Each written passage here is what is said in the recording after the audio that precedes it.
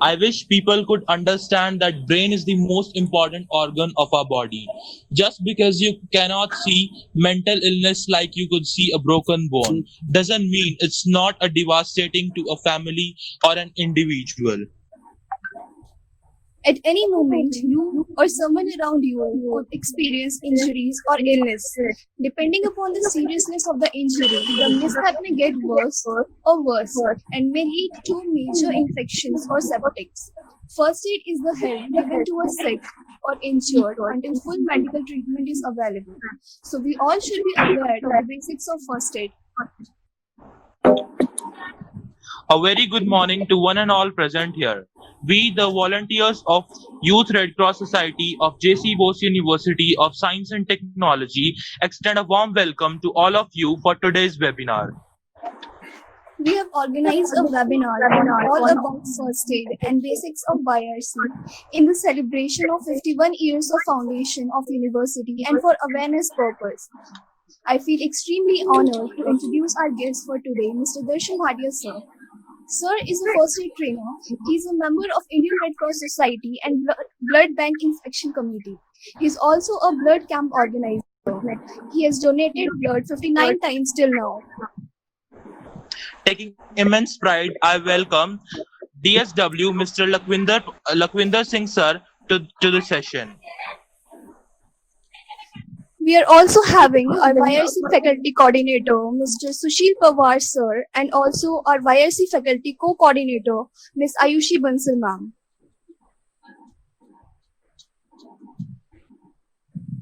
Before getting started, you all are requested to type your queries in the chat box. I'll bring them up during the presentation, and we will also have time for question answers in the end.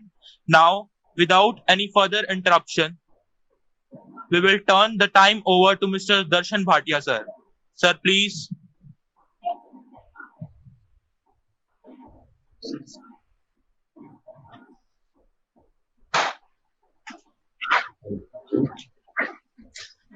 नमस्कार नमस्कार sir, welcome sir. Thank you. नमस्कार sir. नमस्कार।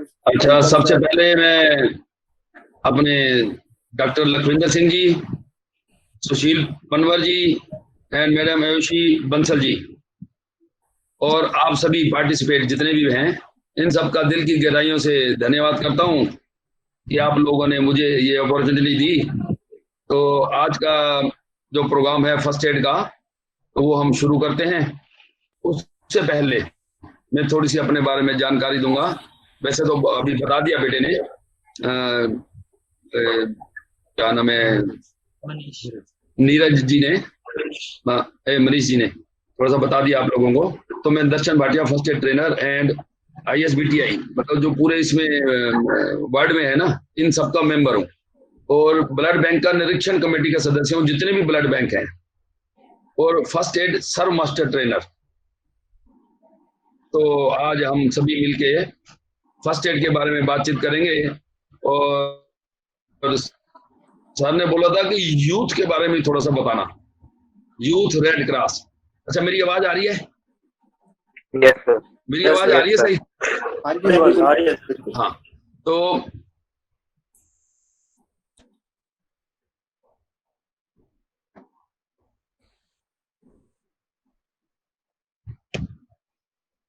तो youth red cross के बारे में बातचीत करेंगे थोड़ा सा, ठीक है जी। यूथ रेड क्रॉस जो है ना, ये 10वीं 11वीं 12वीं और कॉलेज के बच्चों के लिए होती है, बड़े बच्चों के लिए। ये यूथ रेड क्रॉस के बच्चे हमारे लाइफ मेंबर भी बन सकते हैं और ये ट्रेनर भी बन सकते हैं, फर्स्ट एड ट्रेनर। इसके लिए थोड़ा समय लगता है, वहां आके फॉर्म वगैरह भरेंगे और सारी बात वहीं आके हम बता देंगे। जब रेड क्रॉस सेक्टर 12 में आएंगे तो इसके लिए 16 घंटे की ट्रेनिंग होती है, 8 दिन ऐसे, इसमें लगभग 4-1 साल लग जाते हैं ट्रेनिंग सीखने में। और आप जब हमारे लाइफ मेंबर बन जाते हैं, रेड क्रॉस के साथ जुड़ जाते हैं, तो आप कहीं भी समाज सेवा कर सकते हैं। या कहीं कोई आपातकालीन स्थिति आ गई, बस एक्सीडेंट हो गई, ट्रेन एक्सीडेंट हो गया, बाढ़ आ गई, या कुछ और ऐसी घटना घटित हो गई, तो उसमें आप अपनी सेवाएं दे सकते हैं। आपके पास अपना आइडेंटिटी कार्ड होना चाहिए ताकि आप लाइफ में बने, ताकि दूसरा बंदा विश्वास करे, और मिलके ये सारे काम करने हैं। कभी भी किसी किस्म की कोई दिक्कत आती है तो सेक्टर 12 में आप बातचीत कर सकते हैं, वहां आके सलाह ले सकते हैं। अगर आपका कोई क्वेश्चन है, कोई बात समझ में नहीं आई, तो पुलिस टीम के साथ मिलके हम सभी ये काम करते हैं ताकि किसी के साथ अनहोनी घटना ना घटित हो जाए। और इससे पहले जितना हमें काम आता है ना, हमें उतना काम करना है। फर्स्ट एड में सबसे बड़ी बात यही है कि इसमें जो गोल्ड्स है ना हमारे, मेरी आवाज आ रही है आपको? हेलो? हाँ, तो फर्स्ट एड में ये शुरू क्यों की, इसके बारे में थोड़ा सा, सर हेनरी डुनेट के बारे में आप लोगों ने सुना होगा। तो सर हेनरी डुनेट जो है ना, ये जिनेवा में 1863 में इन्होंने मानव सेवा के लिए international committee of Red Cross की स्थापना की। ये क्यों की? समय समय पर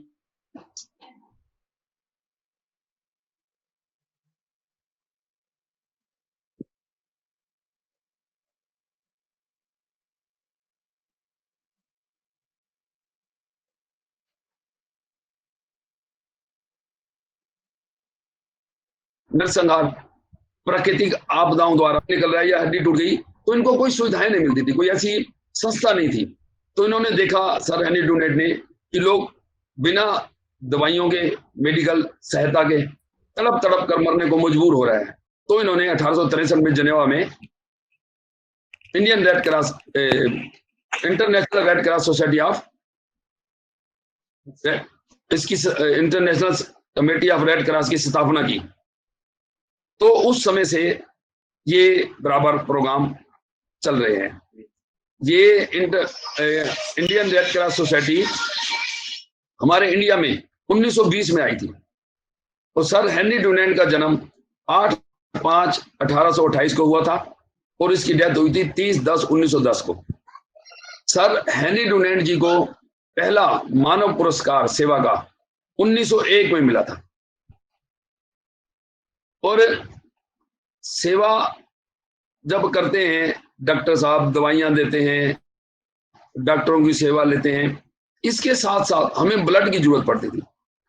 तो 1937 में पहला ब्लड बैंक अमेरिका में खोला गया। उसके बाद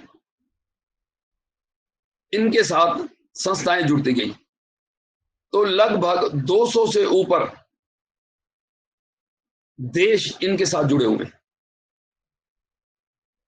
तो आज हम फर्स्ट एड के बारे में बात करेंगे और यूथ रेड क्रॉस के बारे में बात करेंगे। तो फर्स्ट एड है क्या चीज, सबसे पहले तो इसके बारे में बातचीत करते हैं। फर्स्ट एड जो है,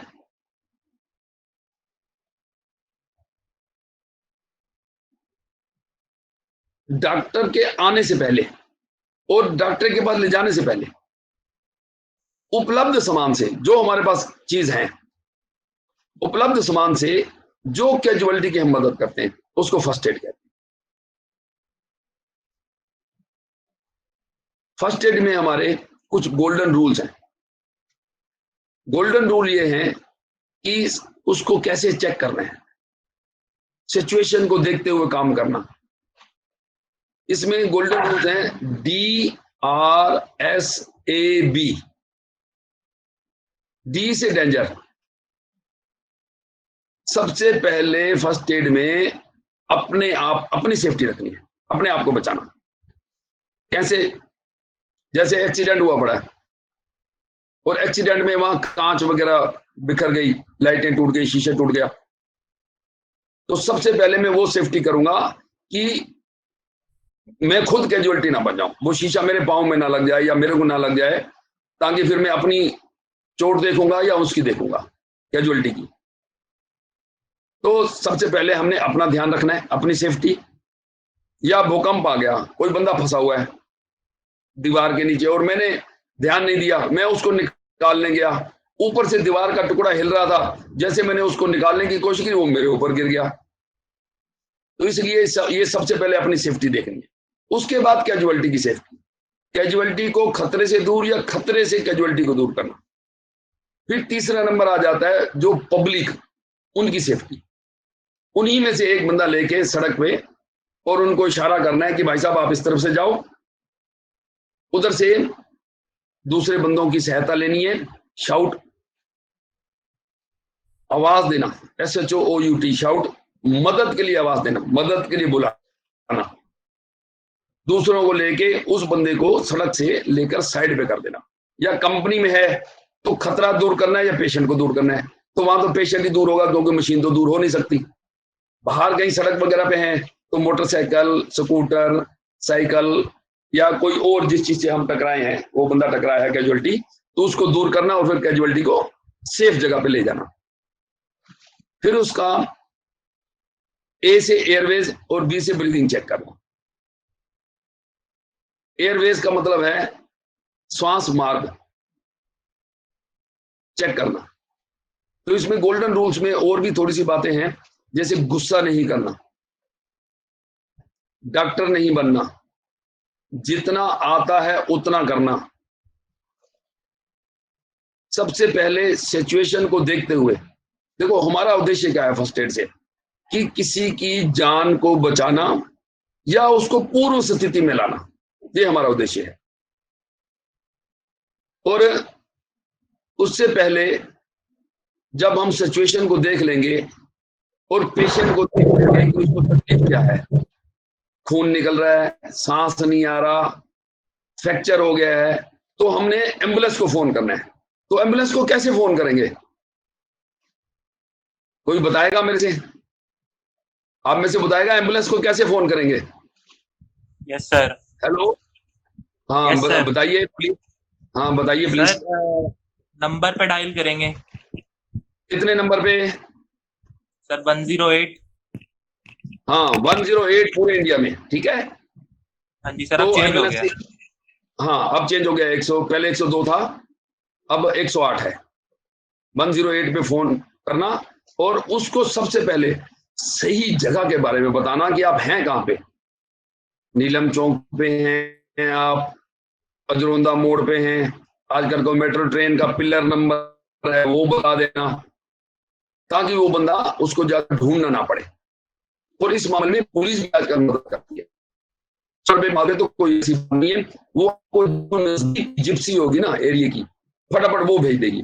लेकिन उनके पास इतनी सहूलियत नहीं होती, जैसे आपने बता दिया उसको सांस की दिक्कत है, तो उस हिसाब से टेक्नीशियन लेके आएंगे और पंप लेके आएंगे।